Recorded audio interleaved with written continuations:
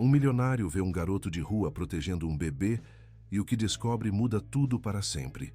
No coração de Criciúma, uma cena nas ruas da cidade faz um dos empresários mais ricos de Santa Catarina parar seu carro importado e descobrir que sua filha sequestrada estava sendo cuidada pelo jovem mais improvável.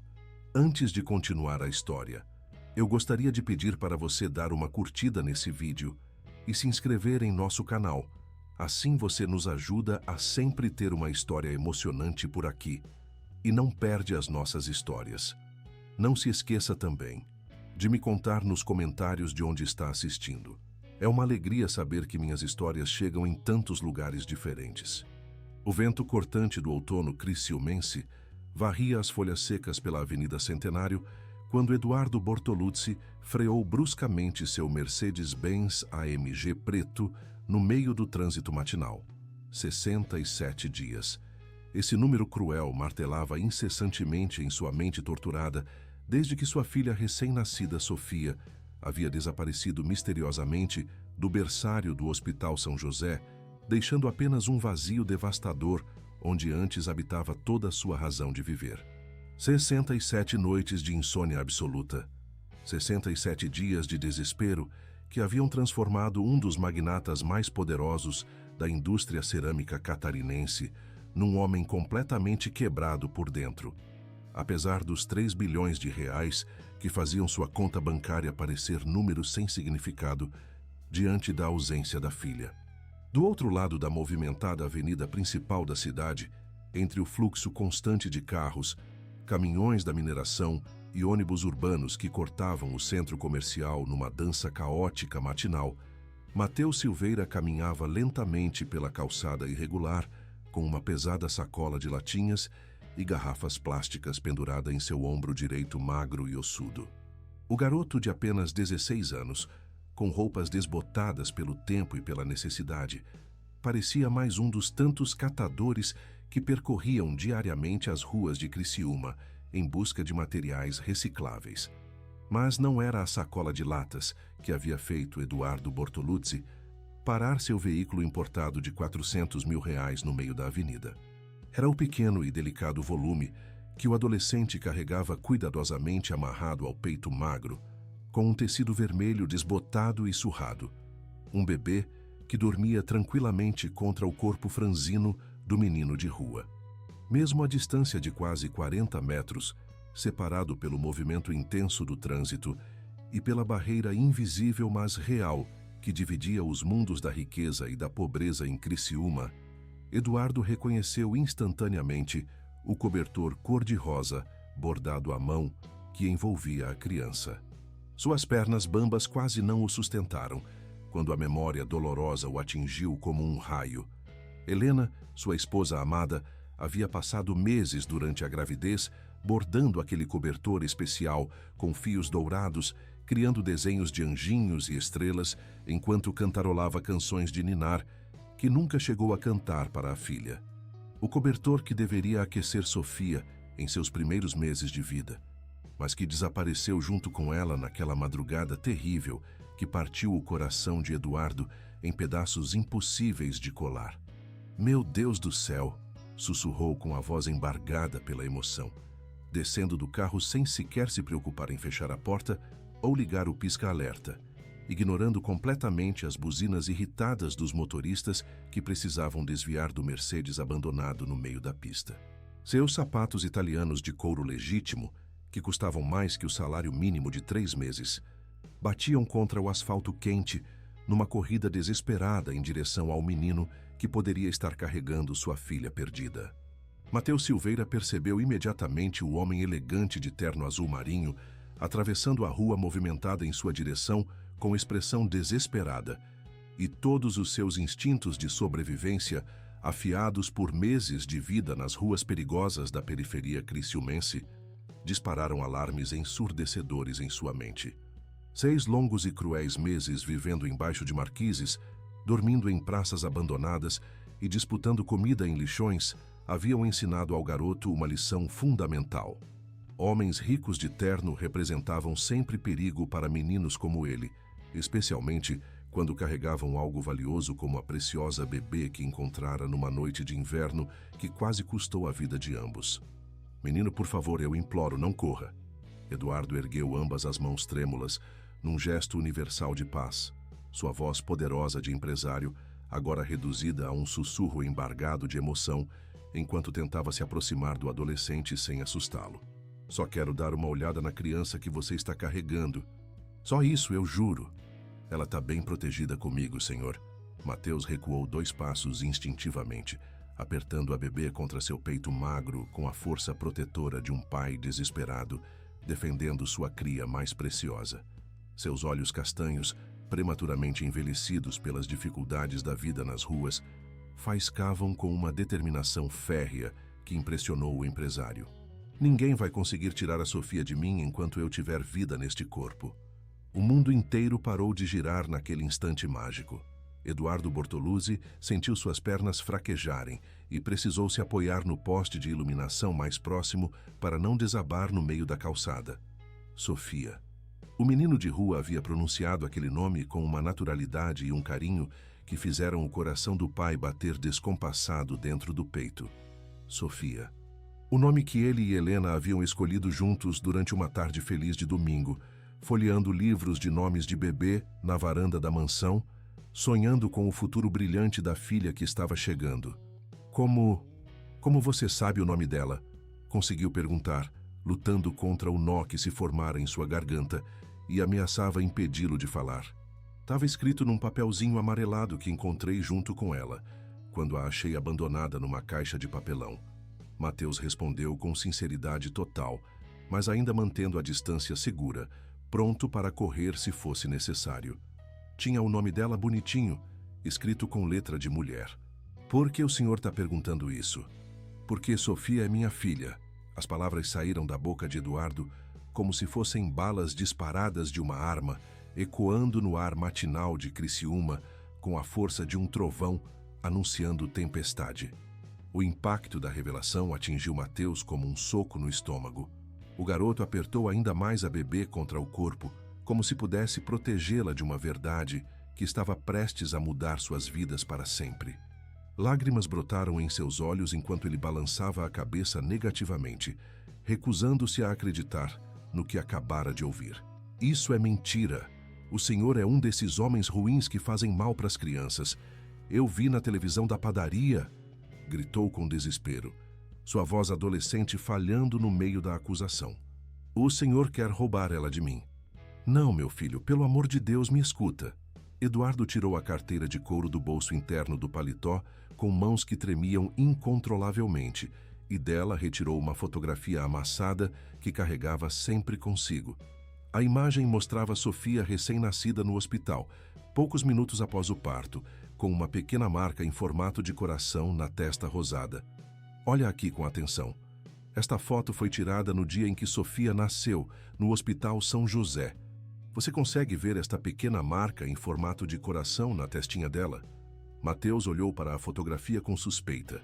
Depois baixou os olhos para examinar a bebê que dormia serenamente em seus braços.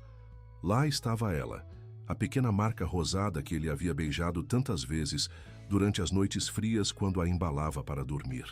A marca que o fazia sorrir toda manhã quando a via acordar. A prova incontestável de que aquele homem elegante estava dizendo a verdade. Então o senhor é mesmo o pai da Sofia? Perguntou com a voz quebrada, sentindo seu mundo desabar completamente. Sou sim, meu menino querido. E você, meu anjo da guarda, você salvou minha filha quando eu não consegui protegê-la. Eduardo se ajoelhou ali mesmo no meio da calçada movimentada da Avenida Centenário, sem se importar com o terno caro que se sujaria no concreto ou com os olhares curiosos dos transeuntes que começavam a parar para observar a cena inusitada. Mas ela é minha irmãzinha agora, Mateus disse com uma determinação que tocou profundamente o coração do empresário. Eu cuidei dela por 2 meses inteiros. Passei frio para ela ficar quentinha. Dividi minha comida para comprar leite para ela. Cantei para ela dormir todas as noites. Eu não vou deixar ninguém levar ela embora, nem mesmo o pai verdadeiro, se não prometer que nunca mais vai abandonar ela. Eduardo sentiu uma onda de admiração e respeito pelo garoto corajoso que havia protegido sua filha, quando ele próprio havia falhado miseravelmente como pai. Ali estava um menino de apenas 16 anos, sem dinheiro, sem família, sem casa, mas com um coração maior que o de muitos adultos que conhecia.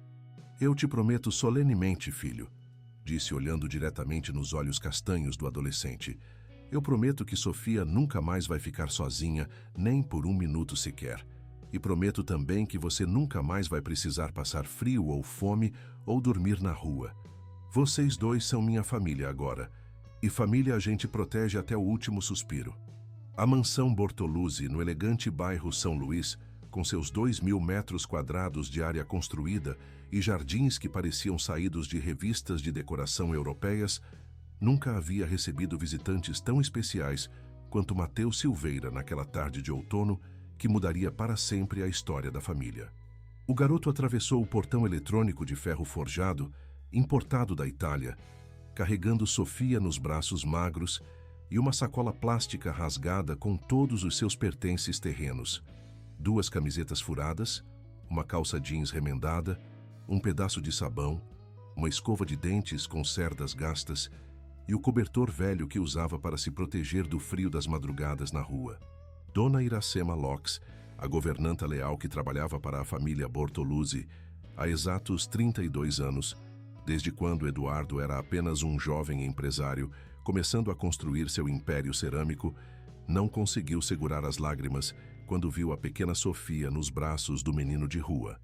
A senhora de 65 anos, cabelos grisalhos sempre presos num coque impecável e avental bordado que ela mesma fazia nas horas vagas, havia chorado todas as noites durante os 67 dias de desaparecimento da bebê, rezando o rosário na capela particular da mansão e acendendo velas para todos os santos que conhecia.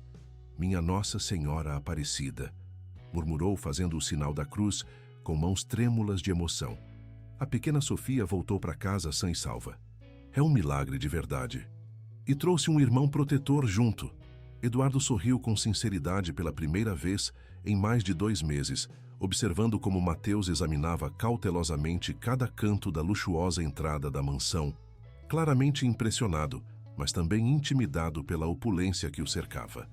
A adaptação inicial não foi nada fácil para nenhum dos envolvidos naquela improvável reunião familiar.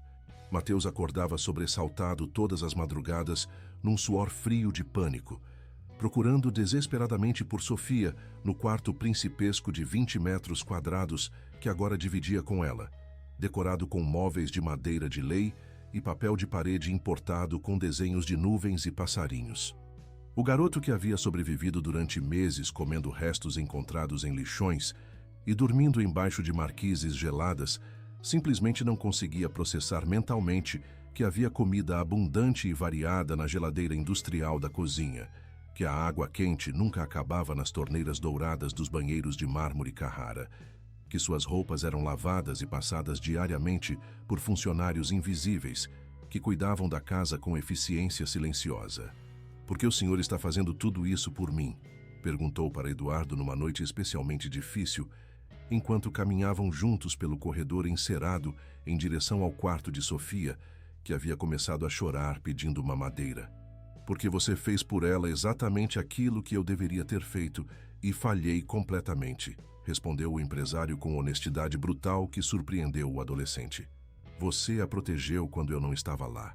Você cuidou dela quando eu estava desesperado, procurando em todos os lugares errados.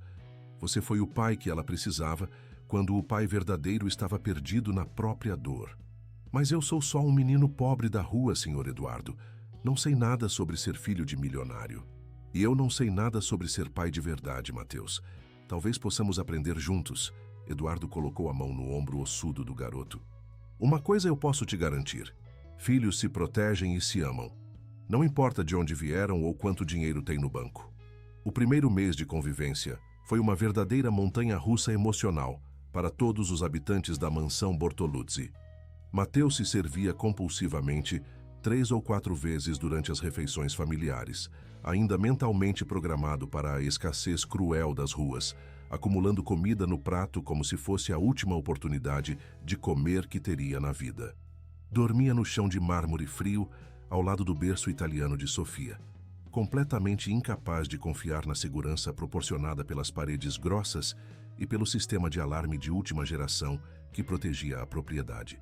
Eduardo respeitava religiosamente cada trauma, cada medo irracional, cada comportamento estranho do menino, sabendo intuitivamente que a confiança genuína seria construída tijolinho por tijolinho, dia após dia, através de gestos pequenos, mas consistentes de carinho e aceitação incondicional. Antônio Machado, o chefe de segurança de 48 anos e ex-sargento reformado do Exército Brasileiro, observava todos os movimentos do garoto com olhos treinados de militar experiente em combate. Ele havia falhado miseravelmente em sua principal missão, proteger a família Bortoluzzi, quando Sofia foi sequestrada bem debaixo de seu nariz, apesar de todos os equipamentos eletrônicos de vigilância, câmeras de alta definição, sensores de movimento e protocolos de segurança dignos de um bunker militar. Agora via naquele menino franzino das ruas uma lição devastadora de coragem, determinação e instinto protetor que o envergonhava profundamente e, ao mesmo tempo, o inspirava a ser um homem melhor. O garoto tem um instinto de proteção mais aguçado que toda a minha equipe profissional reunida, confessou para Eduardo, durante um de seus relatórios de segurança vespertinos no escritório revestido de madeira nobre. Ele não deixa a menina sozinha nem mesmo quando vai ao banheiro. Carrega ela para todo lado como se fosse uma extensão do próprio corpo. É porque ele compreende visceralmente o valor inestimável daquilo que quase perdemos para sempre. Eduardo respondeu pensativamente, observando pela janela panorâmica Sofia brincando no jardim sob o olhar vigilante de Mateus. Ele sabe por experiência própria que família é literalmente tudo o que temos de mais sagrado neste mundo cruel. A primeira grande prova de fogo chegou 3 semanas após a chegada de Mateus à mansão, quando Eduardo tomou a decisão corajosa de matricular o garoto no Colégio Derron, a instituição de ensino particular mais renomada e cara de Criciúma, frequentada exclusivamente pelos filhos da elite econômica local. O adolescente que havia abandonado os estudos na 5ª série do ensino fundamental para sobreviver nas ruas precisaria de um verdadeiro milagre pedagógico e aulas particulares intensivas todos os dias para conseguir acompanhar minimamente o nível acadêmico avançado dos colegas de classe média alta. Eu não vou conseguir falar igual a eles, seu Eduardo, disse Mateus com ansiedade palpável na voz, ajeitando nervosamente o uniforme novo que custava mais dinheiro do que tudo o que já havia possuído durante toda a sua vida difícil.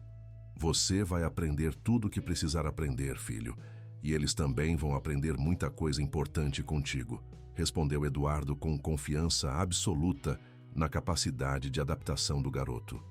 Mateus chegou à escola usando um uniforme impecável de R$300, sapatos de couro legítimo que brilhavam como espelhos e uma mochila de marca famosa repleta de materiais escolares caríssimos, mas não havia maquiagem no mundo capaz de esconder a pequena cicatriz irregular na sobrancelha esquerda, resultado de uma briga violenta com outros meninos de rua por um pedaço de pão.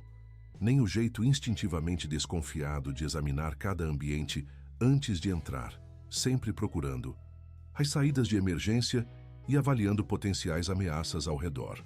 O primeiro dia letivo no Colégio Derron foi um desastre completo, que quase terminou em tragédia. De onde exatamente você veio, novato? Perguntou Pedro Zanata, o filho mimado do maior comerciante de carvão mineral da região, com aquele tom de superioridade natural dos adolescentes ricos, acostumados a intimidar quem consideram inferior. De um lugar que vocês privilegiados nunca pisaram, e espero que nunca precisem conhecer, respondeu Mateus secamente, sem baixar os olhos, nem demonstrar qualquer sinal de submissão ou medo. A tensão no ar era tão espessa que podia ser cortada com uma faca. Alguns colegas sussurravam teorias maliciosas sobre o menino adotado do Bortoluzzi. Outros simplesmente o ignoravam com desdém, tratando-o como um objeto curioso, mas irrelevante. Foi quando Maria Clara Benedetti, uma menina de 15 anos, filha de imigrantes italianos prósperos, donos de vinícolas famosas na Serra Gaúcha, Quebrou o gelo social com a simplicidade natural de quem foi educada com valores sólidos de família. "Você quer sentar comigo na hora do almoço?" ofereceu com um sorriso genuíno e caloroso que iluminou todo o rosto delicado. Mateus olhou desconfiado para a garota de olhos verdes brilhantes e cabelos castanhos ondulados, procurando sinais de ironia ou maldade escondidas atrás da aparente gentileza. "Por que você faria isso por mim? Porque todo ser humano merece pelo menos um amigo verdadeiro no primeiro dia de escola, e porque meus nonos italianos me ensinaram que julgar pessoas pela aparência é coisa de gente pequena de coração." Aquela amizade inesperada se tornaria o alicerce fundamental sobre o qual Mateus construiria gradualmente sua nova identidade social. Maria Clara se transformou na ponte perfeita entre o mundo brutal das ruas que ele conhecia intimamente e o universo sofisticado dos jovens privilegiados de Criciúma, que agora precisava navegar diariamente. Ela o ensinou pacientemente sobre etiqueta à mesa, códigos de vestimenta não escritos, gírias da classe média alta, referências culturais que todos davam como óbvias e, principalmente, nunca o julgou nem tentou mudá-lo, respeitando profundamente sua história de luta e sobrevivência. Em casa, a rotina familiar estava finalmente começando a se estabelecer depois de semanas de adaptação mútua. Mateus acordava religiosamente às 5 da madrugada para preparar a mamadeira morna de Sofia, antes mesmo que ela começasse a se mexer no berço, demonstrando um conhecimento instintivo sobre cuidados infantis que impressionava até mesmo Dona Iracema, que havia criado 5 filhos próprios. Eduardo observava fascinado o cuidado quase maternal do garoto com a bebê e sentia o coração se expandir com uma mistura complexa de gratidão infinity, orgulho paternal e uma culpa persistente por não ter conseguido proteger a filha quando ela mais precisou dele. "Você tem um talento natural extraordinário com crianças pequenas", comentou numa manhã ensolarada enquanto observava Mateus trocar a fralda de Sofia com movimentos precisos e carinhosos de quem havia feito aquilo centenas de vezes. "Aprendi por necessidade, cuidando dos meninos menores que eu nas ruas." Mateus respondeu concentrado em sua tarefa, verificando a temperatura do leite na pele do pulso antes de oferecer a mamadeira. "Na rua, quem não cuida e protege os mais fracos acaba vendo eles morrerem de frio, fome ou violência. É uma lei não escrita de sobrevivência." A crueza simples daquela explicação atingiu Eduardo Bortoluzzi como um murro certeiro no estômago, fazendo-o compreender instantaneamente que Mateus não era simplesmente um menino sortudo que havia encontrado Sofia por acaso divino. Era um sobrevivente nato, alguém que havia desenvolvido, através do sofrimento, um senso aguçado de responsabilidade e um instinto protetor que muitos adultos ricos e educados jamais conseguiriam desenvolver em suas vidas confortáveis e protegidas. "Mateus, eu tenho uma proposta diferente para você", anunciou Eduardo durante o jantar familiar numa quinta-feira chuvosa, quando todos estavam reunidos ao redor da mesa de mogno maciço da sala de jantar. "Quero que você comece a participar regularmente das reuniões executivas da Cerâmica Bortoluzzi. Você tem perspectivas e insights sobre a realidade social que meus executivos com MBAs caros nunca tiveram nem nunca terão." "Eu, senhor, mas eu nem sei direito como uma empresa funciona por dentro", Mateus respondeu genuinamente surpreso, quase engasgando com o pedaço de lasanha que estava mastigando. "Você sabe perfeitamente como a vida real funciona, meu filho. E no final das contas, isso é infinitamente mais valioso e raro do que qualquer diploma pendurado na parede." As primeiras reuniões na sede administrativa da Cerâmica Bortoluzzi foram absolutamente reveladoras para todos os participantes. Mateus sentava-se silenciosamente na cadeira de couro legítimo da sala de conferências climatizada, ouvindo atentamente os executivos de cabelos grisalhos e ternos impecáveis discutirem projetos sociais corporativos e estratégias de marketing voltadas para a responsabilidade social empresarial. Mas suas perguntas diretas e desconcertantes frequentemente deixavam a sala inteira em silêncio constrangedor. "Desculpem minha ignorância, mas por que vocês querem construir uma escola moderna na periferia se não existe transporte público adequado para levar as crianças até lá? Questionou com toda a inocência durante uma apresentação sobre investimentos em educação comunitária. O silêncio que se seguiu foi tão profundo que era possível ouvir o zumbido do ar-condicionado. O garoto de 16 anos com ensino fundamental incompleto havia identificado instantaneamente uma falha logística fundamental que nenhum dos 5 MBAs presentes na sala havia sequer considerado durante meses de planejamento detalhado. "E como você sugere que resolvêssemos essa questão?" perguntou o diretor de projetos sociais, tentando disfarçar a irritação crescente na voz. "Comprando alguns ônibus usados em bom estado, reformando eles com a própria equipe da empresa e contratando motoristas experientes da própria comunidade beneficiada", respondeu Mateus, com naturalidade absoluta. "Assim vocês resolvem o problema do transporte e ainda criam empregos diretos para os pais dos alunos. É uma solução que mata 2 coelhos com uma cajadada só." Eduardo mal conseguiu disfarçar o sorriso de orgulho paternal que se espalhava pelo rosto. Mateus não possuía diplomas nem certificados, mas tinha algo infinitamente mais precioso que todo o dinheiro do mundo jamais poderia comprar: experiência genuína de vida real e a capacidade rara de enxergar soluções práticas onde especialistas viam apenas problemas teóricos complexos. Os meses seguintes trouxeram um crescimento exponencial impressionante para todos os membros da família Bortoluzzi. Sofia completou seu primeiro aniversário de vida, cercada por amor abundante, desenvolvendo-se rapidamente e sempre irradiando sorrisos luminosos toda vez que via Mateus chegando da escola, com a mochila nas costas e os braços abertos para abraçá-la. O garoto, por sua vez, não apenas se adaptou completamente ao ambiente sofisticado do Colégio Derron, como rapidamente se tornou um dos 3 melhores alunos de sua turma, devorando livros e conhecimento com a fome voraz de quem passou anos privado de educação formal. Ele demonstra uma sede de aprendizado absolutamente impressionante para sua idade, relatou a coordenadora pedagógica, professora Silvana, durante uma reunião de avaliação trimestral com Eduardo. "É como se quisesse absorver de uma só vez tudo aquilo que não pôde aprender durante os anos em que esteve fora da escola.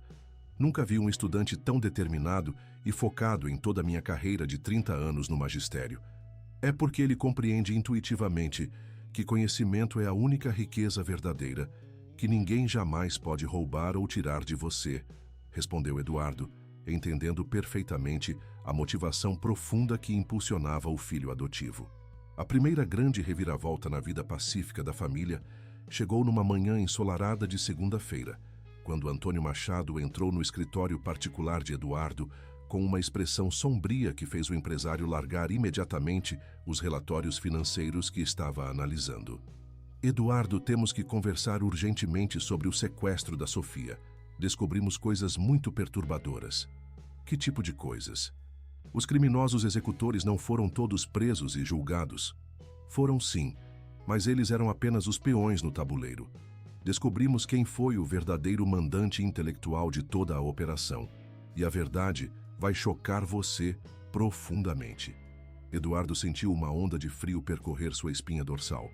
"Fala logo, Antônio. Quem foi?" "Seu cunhado Juliano Ferreira está devendo exatos R$ 7.400.000 para agiotas perigosos de Balneário Camboriú. Dívidas de jogos de azar em cassinos clandestinos." A revelação atingiu Eduardo como um raio em céu azul. Juliano Ferreira, marido de sua irmã mais nova, Carla, sempre havia sido considerado membro querido e respeitado da família extensa. Participava religiosamente dos almoços dominicais. Brincava carinhosamente com Sofia, era padrinho de batismo oficial da menina, tinha livre acesso à mansão a qualquer hora do dia ou da noite. "Você tem absoluta certeza dessas informações, Antônio?" "As evidências são irrefutáveis e devastadoras. Ele orquestrou todo o sequestro esperando que você pagasse um resgate de 10 milhões em dinheiro vivo. O plano original era pegar o dinheiro, quitar as dívidas com os agiotas e ainda sobrar um bom troco para ele recomeçar a vida.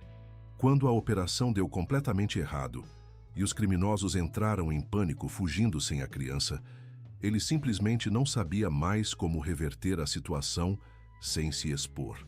Eduardo precisou se sentar pesadamente na poltrona de couro, sentindo o peso devastador da traição familiar. A dor da traição era infinitamente pior que qualquer perda financeira que já havia experimentado em décadas de negócios. E o que fazemos agora com essa informação? Agora você decide se quer que a justiça siga seu curso normal ou se prefere resolver isso em família. Naquela noite tensa, Eduardo chamou Mateus para uma conversa particular na biblioteca da mansão, entre estantes repletas de livros que nenhum dos dois conseguia se concentrar em ler.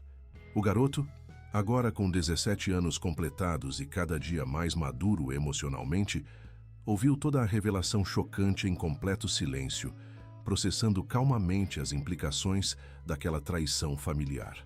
"O que você acha que devemos fazer?" perguntou Eduardo, respeitando genuinamente a opinião do filho adotivo.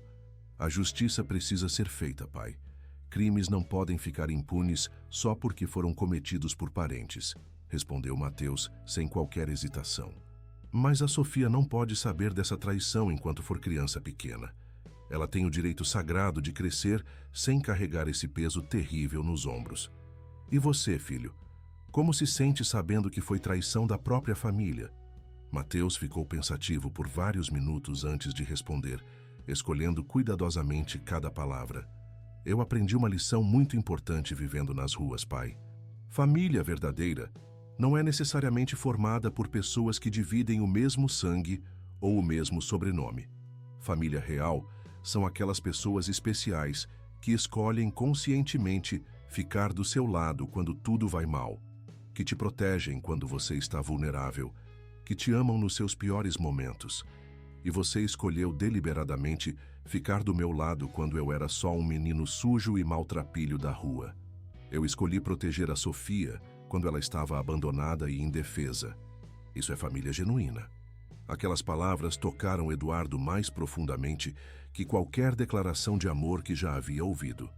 O menino das ruas havia se transformado num jovem sábio, com uma compreensão madura sobre valores fundamentais que muitos adultos ricos e educados levavam décadas para desenvolver, se é que algum dia conseguiam.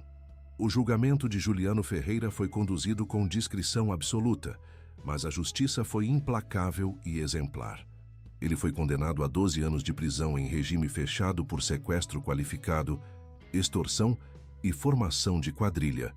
Carla, completamente devastada pela traição brutal do marido e pela vergonha pública do escândalo, decidiu se mudar com os 2 filhos pequenos para Gramado, no Rio Grande do Sul, onde tinha parentes distantes que poderiam ajudá-la a recomeçar a vida longe das memórias dolorosas. Às vezes, infelizmente, perdemos pessoas que acreditávamos serem importantes em nossas vidas, disse Eduardo para Mateus numa tarde melancólica, enquanto observavam Sofia brincar alegremente no jardim florido, completamente alheia aos dramas adultos que haviam moldado sua existência. Mas em compensação ganhamos outras pessoas que realmente importam e fazem diferença real. "Como a Maria Clara, por exemplo?", perguntou Mateus com um sorriso tímido que não passou despercebido pelo pai adotivo. "Ah, então é isso mesmo. Quando você vai me apresentar oficialmente a minha futura nora favorita?" "Pai..." Mateus ficou completamente vermelho, mas não fez qualquer tentativa de negar o relacionamento romântico que estava florescendo. Maria Clara havia se tornado muito mais que uma simples amiga para Mateus durante os 2 anos de convivência escolar. Ela o havia ajudado pacientemente a navegar pelas águas traiçoeiras do mundo da alta sociedade criciumense, mas principalmente o amava incondicionalmente exatamente como ele era autenticamente, sem julgamentos preconceituosos, sem tentar mudá-lo para se adequar a padrões externos, respeitando profundamente sua história de luta e seus valores fundamentais de vida. O primeiro beijo apaixonado aconteceu numa tarde dourada de outubro, durante a festa tradicional da primavera do Colégio Derron. Mateus, agora um jovem de 18 anos confiante e articulado, mas ainda tímido em assuntos do coração, finalmente encontrou coragem suficiente para confessar os sentimentos que vinham crescendo silenciosamente durante meses de amizade íntima. "Eu te amo de verdade, Maria Clara." Não sei se tenho o direito de te amar sendo quem eu sou. Eu também te amo perdidamente, Matheus Silveira. E você tem todo o direito do mundo de ser amado, porque você é a pessoa mais especial que já conheci em toda a minha vida. Sofia, que agora com 3 anos e meio já falava frases inteiras com um vocabulário impressionante para a sua idade, adorava incondicionalmente a namorada do Theo, como carinhosamente chamava Maria Clara.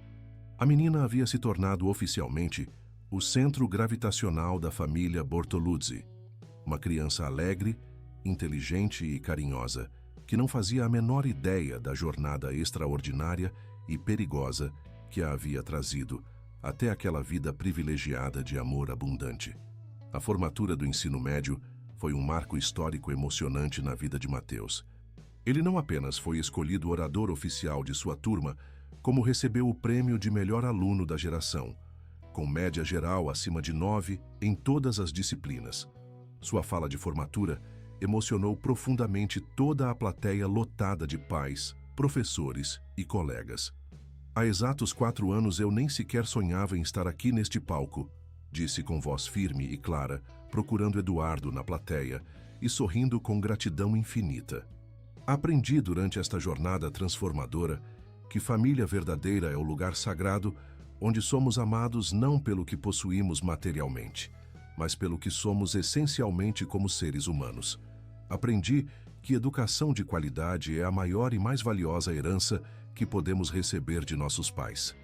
E aprendi a lição mais importante de todas. Às vezes, os maiores presentes da vida chegam disfarçados das maiores tragédias que enfrentamos. Eduardo chorava copiosamente na plateia, assim como Dona Iracema, que considerava Matheus como um neto querido desde o primeiro dia em que ele atravessou o portão da mansão.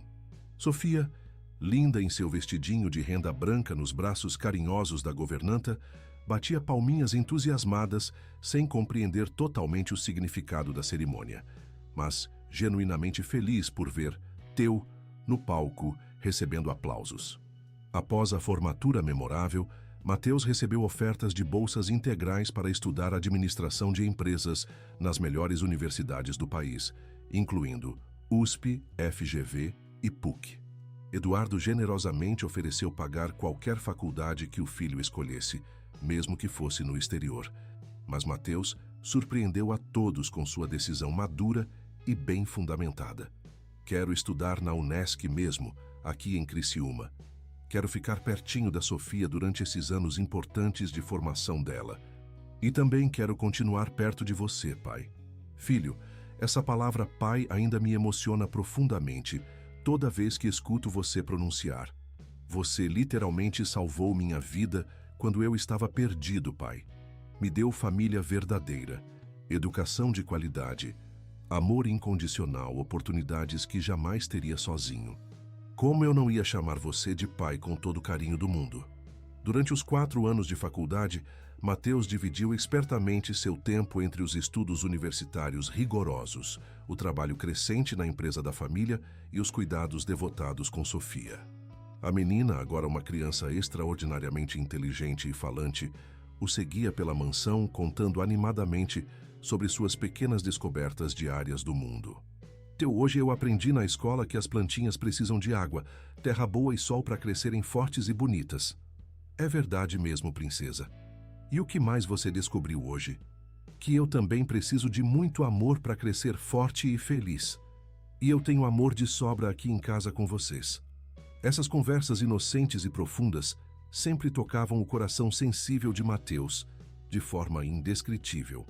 Sofia estava crescendo numa família estruturada e amorosa, cercada de carinho abundante e oportunidades infinitas, sem jamais suspeitar que poderia ter tido um destino completamente diferente e provavelmente trágico. Foi durante o 3º ano da faculdade que a família Bortoluzzi recebeu uma visita completamente inesperada que mudaria novamente suas perspectivas sobre o passado. Uma jovem de aparência frágil e olhos tristes apareceu nervosamente no portão eletrônico da mansão numa manhã de sábado, pedindo com voz tímida para falar urgentemente com Eduardo.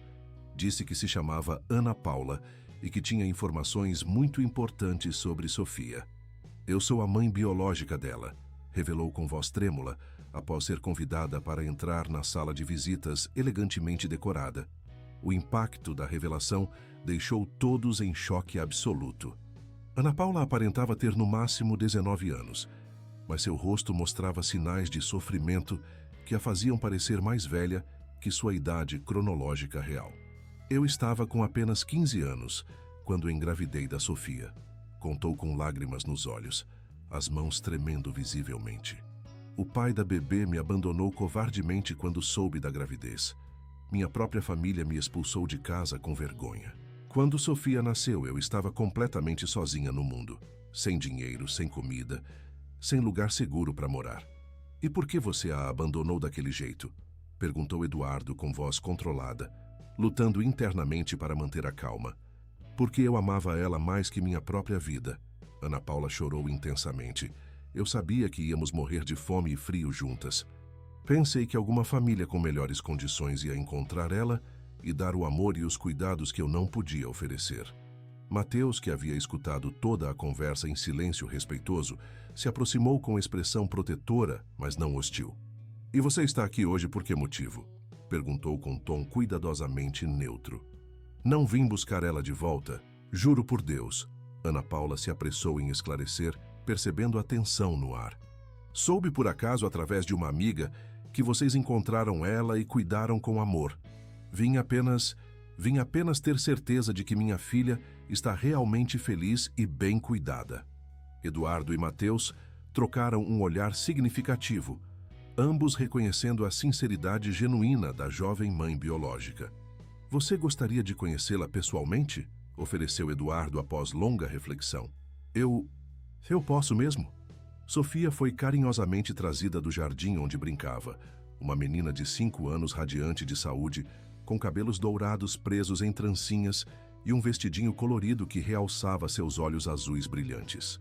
Quando viu a estranha na sala, naturalmente se escondeu atrás de Mateus com timidez infantil. "Sofia, esta é a Ana Paula", disse Mateus gentilmente, ajoelhando-se ao lado da menina. "Ela é uma amiga muito especial que queria te conhecer." A menina acenou educadamente com a mãozinha pequena. Ana Paula não conseguiu conter as lágrimas ao ver a filha saudável, bem vestida, claramente amada e protegida. "Ela é ainda mais linda do que eu sonhava", sussurrou emocionada. "Muito obrigada por amarem ela como eu não consegui amar." "Ana Paula", disse Eduardo com sinceridade, "você pode visitar Sofia quando quiser, como uma tia especial se concordar." Ana Paula aceitou gratefully a proposta e gradualmente se tornou presença regular e bem-vinda na vida da família Bortoluzzi. Sofia a conhecia carinhosamente como tia Aninha e ficava sempre feliz quando ela aparecia para brincar e conversar. A jovem mãe biológica jamais tentou assumir qualquer papel maternal, respeitando completamente a estrutura familiar que Sofia havia ganhado através das circunstâncias. Com o tempo, Eduardo ajudou Ana Paula a terminar os estudos através de supletivo e conseguir um emprego digno no departamento administrativo da Cerâmica Bortoluzzi. Ela gradualmente se tornou mais um membro da família estendida, uma irmã mais nova para Mateus e uma filha adicional para Eduardo, que tinha espaço infinito no coração para amar. A formatura de Mateus na Unesc foi um evento absolutamente memorável para toda a família. Ele se formou como o melhor aluno de sua turma de administração e já havia sido oficialmente promovido a diretor executivo de projetos sociais da Cerâmica Bortoluzzi.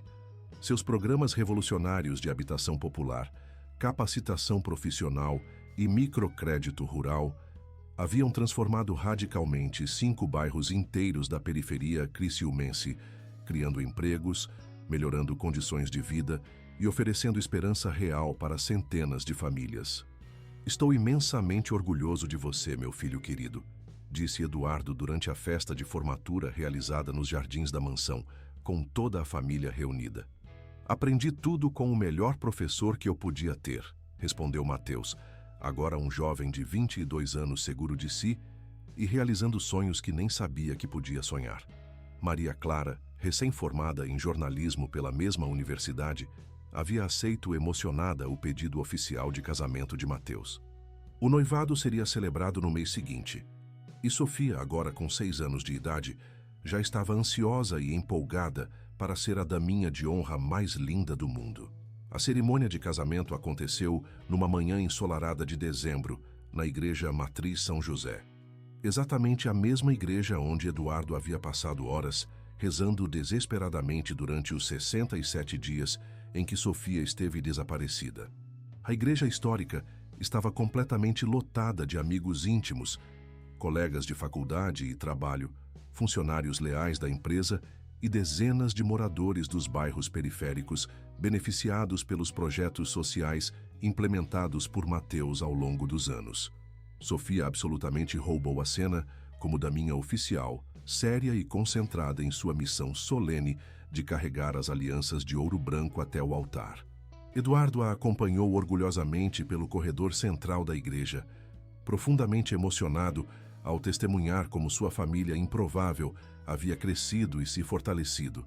"Hoje não estou perdendo um filho querido", declarou emocionado durante seu discurso na festa de casamento realizada no Salão Nobre do Country Club. "Estou ganhando oficialmente uma filha maravilhosa e confirmo publicamente que a maior riqueza genuína de qualquer homem não está depositada em contas bancárias, mas vive no coração das pessoas especiais que escolhem permanecer ao nosso lado nas alegrias e tristezas." Maria Clara se integrou perfeitamente e naturalmente à dinâmica familiar dos Bortoluzzi. Ela adorava Sofia, como se fosse uma irmãzinha de sangue, e apoiava integralmente todos os projetos sociais ambiciosos de Mateus. Juntos como equipe, eles transformaram a Fundação Bortoluzzi numa das organizações não governamentais mais respeitadas e eficientes de todo o estado de Santa Catarina. 2 anos após o casamento memorável, chegou a notícia que completaria definitivamente a felicidade da família. Maria Clara estava grávida do primeiro filho do casal. Sofia, agora uma menina madura de 8 anos, ficou absolutamente extasiada com a perspectiva emocionante de finalmente ser tia. "Vai nascer menino ou menina, Teu?" "Ainda não sabemos, princesa, mas uma coisa eu posso garantir: vai ser muito amado, exatamente igual você sempre foi. Vou ensinar o bebê a brincar de boneca e a chutar bola também", decidiu Sofia com toda a seriedade de seus 8 anos. Porque criança tem que saber de tudo um pouquinho. O bebê nasceu numa manhã florida de primavera, um menino saudável e chorão que recebeu o nome de Pedro, em homenagem ao bisavô paterno de Maria Clara. Sofia imediatamente assumiu o papel de tia protetora com imenso orgulho, sempre querendo ajudar nos cuidados com o sobrinho e se considerando responsável pelo bem-estar dele. A família Bortoluzzi havia crescido, se transformado e se fortalecido completamente ao longo daquela década extraordinária. A mansão que antes ecoava com silêncio sepulcral, agora pulsava constantemente com risadas infantis, conversas animadas, música, brincadeiras e aquela energia vital que apenas famílias verdadeiras conseguem criar. O jardim impecável tinha brinquedos coloridos espalhados por todos os cantos. A geladeira industrial estava perpetualmente decorada com desenhos infantis e obras de arte feitas com giz de cera, e todo domingo, religiosamente, reunia 4 gerações ao redor da mesa de jantar para almoços familiares que duravam horas. "Sabe o que eu mais gosto nos nossos domingos em família?" perguntou Sofia para Eduardo durante um desses almoços especiais, enquanto Pedro babava alegremente em seu cadeirão. "Me conta, minha princesa querida." "É que nossa família toda fica junta num lugar só. Você, eu, o Teu, a Maria Clara, o baby Pedro, a dona Iracema, o Antônio, até a tia Aninha quando ela vem. É como se fôssemos um quebra-cabeça gigante que se encaixou perfeitinho." Eduardo observou carinhosamente ao redor da mesa repleta e sorriu com o coração transbordando. Ali estava Mateus, contando uma anedota engraçada sobre reuniões na empresa para Maria Clara, que ria gostosamente enquanto tentava convencer Pedro a comer papinha de cenoura. Ana Paula ajudava a dona Iracema a servir a sobremesa tradicional. Sofia desenhava concentradamente em seu caderno novo, com a língua para fora em sinal de concentração máxima. "Você tem razão, Sofia. Somos realmente um quebra-cabeça que se encaixou de forma absolutamente perfeita. 15 anos haviam se passado desde aquela manhã transformadora de outono na Avenida Centenário de Criciúma. Mateus, agora aos 31 anos, havia se tornado uma referência nacional reconhecida em projetos de desenvolvimento social empresarial. Suas palestras lotavam auditórios universitários por todo o Brasil, e suas metodologias inovadoras eram estudadas e implementadas por empresas multinacionais interessadas em responsabilidade social genuína. Sofia, aos 17 anos, era uma adolescente brilhante, engajada socialmente e apaixonada por medicina veterinária.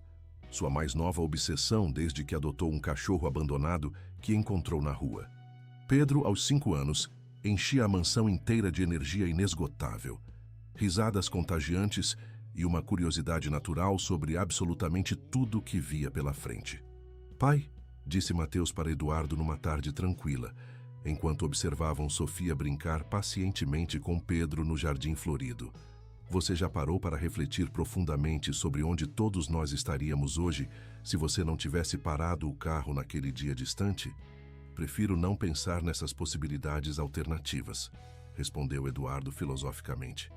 "Prefiro me concentrar em apreciar onde conseguimos chegar juntos.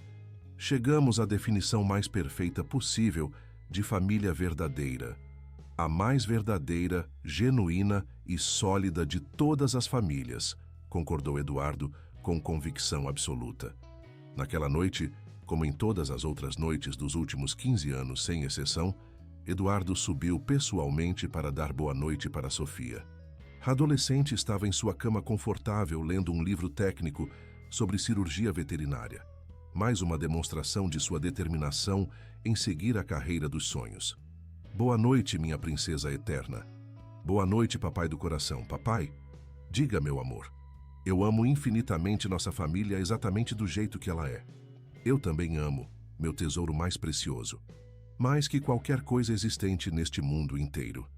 Eduardo apagou suavemente a luz do quarto e desceu para encontrar Mateus na biblioteca, onde ele o esperava pacientemente com 2 xícaras fumegantes do café especial que Dona Iracema preparava todas as noites. "Sabe qual foi a lição mais importante que aprendi durante todos esses anos de convivência?" disse Mateus pensativamente. "Qual, meu filho?" "Que família autêntica não tem absolutamente nada a ver com DNA ou certidões de nascimento. Família real é sobre escolhas conscientes e diárias. Escolher ficar presente, escolher amar incondicionalmente, escolher proteger sempre, todos os dias, todas as horas, todos os minutos. E nós fizemos consistentemente as escolhas mais acertadas possíveis", confirmou Eduardo com certeza. "Fizemos as únicas escolhas que nossos corações permitiam fazer."